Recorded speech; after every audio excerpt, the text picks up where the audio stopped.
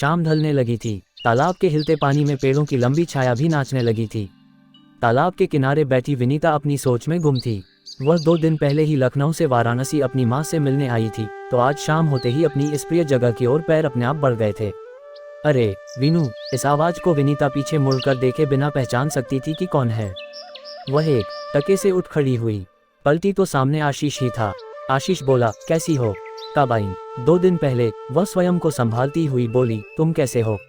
आशीष ने अपनी चिरपरिचित मुस्कुराहट के साथ पूछा, कैसा दिख रहा हूँ? विनीता मुस्कुरा दी। अभी रहोगी ना? परसों जाना है, अब चलती हूँ। थोड़ा रुको, माँ इंतजार कर रही होंगी। कल इसी समय आओगी यहाँ? हाँ आऊंगी।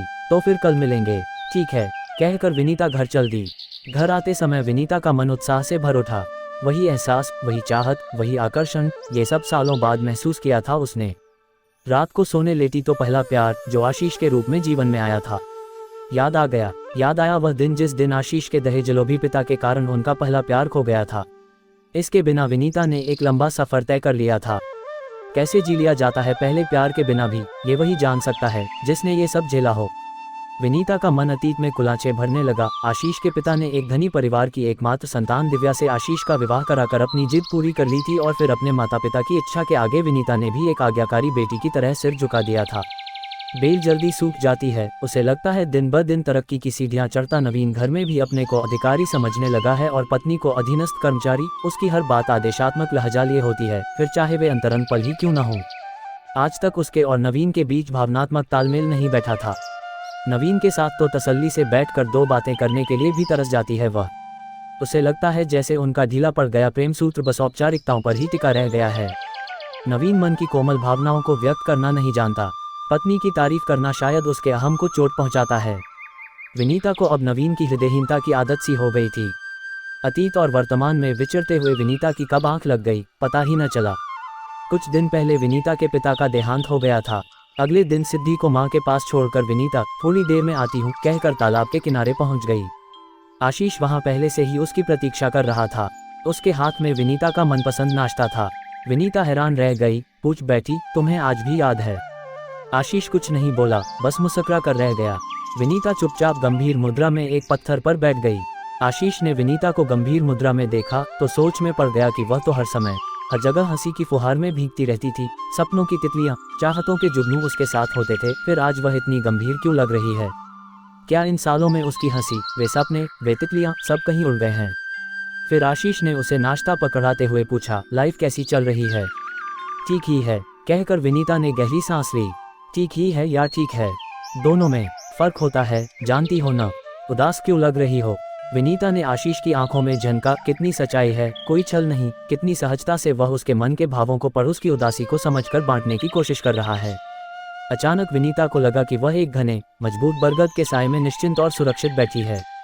तुम बताओ, तुम्हारी पत्नी और बच्चे कैसे हैं? दिव्या ठीक है, क्लब पार्टियों में व्यस्त रहती है। बेटा सार्थक 6 साल का है। तुम्हारे पति और बच्चे नहीं आए? नवीन को काम से छुट्टी लेना अच्छा नहीं लगता और सिद्धि को माँ के पास छोड़कर आई हूँ। तो क्या नवीन बहुत व्यस्त रहते हैं? विनीता ने कोई जवाब नहीं दिया। क्या सोच रही हो वीनू? विनीता को आशीष के मुंह से वीनू सुनकर अच्छा लगा, फिर बोली, यही बंद मुट्ठी की फिसलती रेत की तरह तुम जीवन से निकल गए थे और फिर न जाने कैसे आज हम दोनों यूं बैठे हैं। तुम खुश तो हो न वीनू? जिसके साथ मन जुड़ा होता है उसका साथ हमेशा के लिए क्यों नहीं मिलता आशु? कहते कहते विनीता ने आशीष को अपलक देखा। अभी भी कुछ था जो उसे अतीत से जोड़ रहा था। वही सम्मोहक मुस्कुराहट, आंखों में वही स्नेहिल विश्वसनीय भाव। तुम आज भी बहुत भावुक हो वीनू। हम कितनी ही ईमानदार कोशिश क्यों न करें पर फिर भी कभी भी बहुत गहरी चोट लग ही जाती है।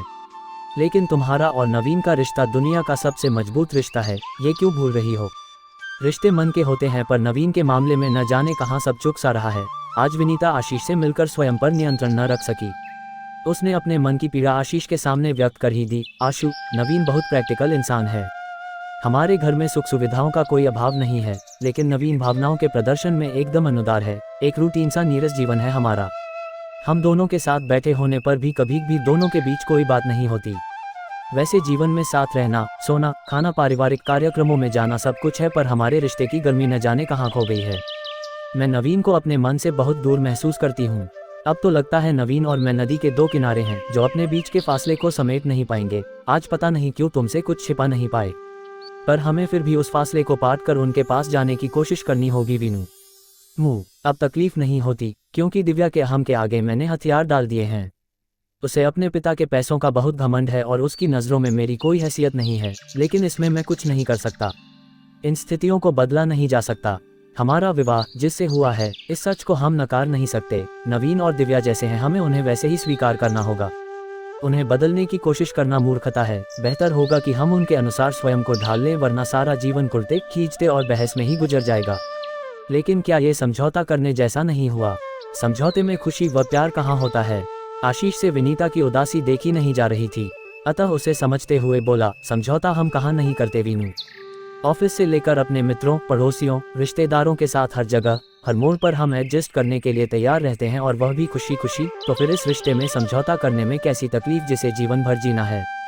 आशीष की बात सुनते सुनते विनीता इसी सोच में डूब गई कि सुना था पहला प्यार ऐसी महक लिए आता है जो संजीवनी और विष दोनों का काम करता है, मगर उन्हें अमृत नहीं विष मिला जिसके घूंट वे आज तक पी रहे हैं। निर्मल प्रेम का सागर दोनों के दिलों में हिलोरे ले रहा था। आशीष भी शायद ऐसी ही मनोस्थिति से गुजर रहा था। विनीता ने आशीष को अपनी तरफ देखते पाया तो मुस्कुराने का भरसक प्रयत्न करती हुई बोली, क्या हुआ, एकदम चुप्पी क्यों साध ली? क्या तुम भी एडजस्ट करते करते मानसिक रूप से थक चुके हो? नहीं, मैं आज भी यही सोचता हूँ कि विवाह जीवन का बेहद खूबसूरत मोड़ है, जहाँ संयम और धैर्य बनाए रखने की जरूरत होती है। केवल समझौतावादी स्वभाव से ही इस मोड़ के सुंदर दृश्यों का आनंद लिया जा सकता है। मेरी बात पर यकीन करके देखो वीनू, जीना कुछ आसान हो जाएगा। तुम स्वयं को संभालो, हम दोनों कहीं भी रहें, मन से हमेशा साथ रहेंगे। भला मन से जुड़े रिश्ते को कौन तोड़ सकता है? हमें तो एक दूसरे को विश्वास का वह आधार देना है जिससे हमारे वैवाहिक जीवन की नींव खोखली न हो। हम अगली बार मिले तो तुम्हारे चेहरे पर वही हंसी हो जिसे इस बार तुम लखनऊ में छोड़ आई हो। कहते कहते आशीष के होठों पर हंसी फैल गई तो विनीता भी मुस्कुरा दी। अब चलें, तुम्हारी बेटी इंतजार कर रही होगी।